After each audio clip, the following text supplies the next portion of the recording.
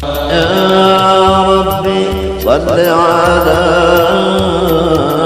محمد وافتح من الخير قلنا ولا.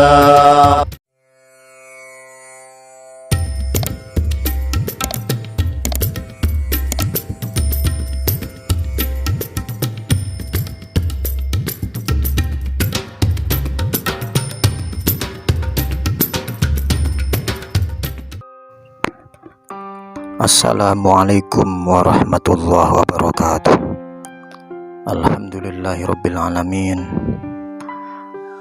Mudah-mudahan kita selalu diberi kenikmatan, kesehatan, taufik serta hidayah oleh Allah Subhanahu wa taala. Di sini kami akan melanjutkan kisah Mbah Sayyid Sulaiman bin Sayyid Abdurrahman Pasyaiban.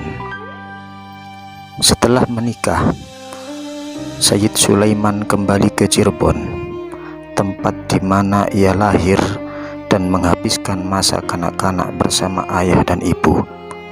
Tapi pada saat itu, suasana di Banten atau di Cirebon sedang ricuh. Terjadi pertikaian antara Sultan Ageng Tirtayasa dengan putranya sendiri, Sultan Abdul Qohar atau Sultan Haji.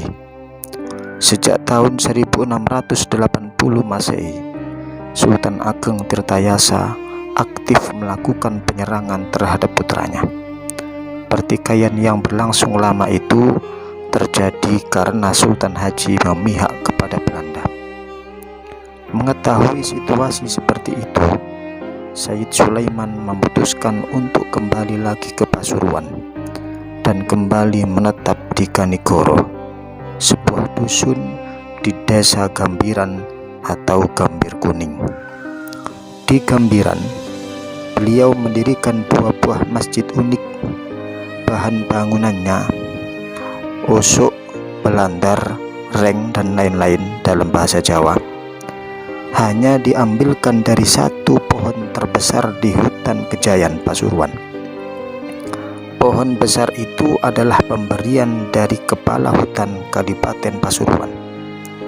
Untuk mengangkut kayu tersebut ke Kanigoro, disiapkan 40 ekor sapi. Namun sapi-sapi itu tidak mampu membawanya. Aneh, keesokan harinya, kayu-kayu itu sudah berada di lokasi pembangunan masjid. Konon, yang mengangkat kayu itu adalah Sayyid Sulaiman sendiri. Hingga sekarang masjid itu masih tetap ada. Namun karena lokasinya yang sempit, masjid itu dipindah agak ke selatan oleh Syekh Rofi'i, yaitu cicit Mbah Sayyid Sulaiman, dari cucunya Sayyidah Ummi Kulsum bin Hazam bin Sayyid Sulaiman.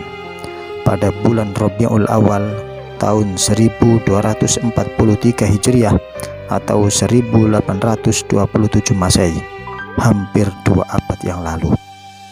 Masjid dengan gaya arsitektur kuno itu kini telah berusia lebih dari 400 tahun. Sampai kini bahan-bahan masjid peninggalan Mbah Sayyid Sulaiman ini masih asli kecuali lantai dan tiang bagian dalam. Selain itu, beliau juga membabat tanah Sidogiri. Konon pembabatan dilakukan selama 40 hari. Saat itu Sidogiri masih berupa hutan belantara yang tak terjamah manusia dan dihuni oleh makhluk halus, sehingga menjadi sebuah pedesaan yang layak disinggahi. Konon beliau pula yang memberi nama tanah tersebut dengan Sidogiri. Dengan ditemani Kiai Aminullah, santrinya yang berasal dari Pulau Bawean, akhirnya beliau mendirikan sebuah pesantren di desa yang baru dibabatnya itu.